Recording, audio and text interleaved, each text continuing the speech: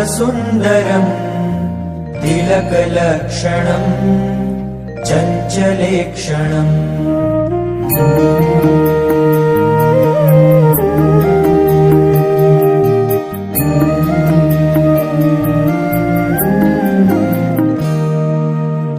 अतिमनोहरम्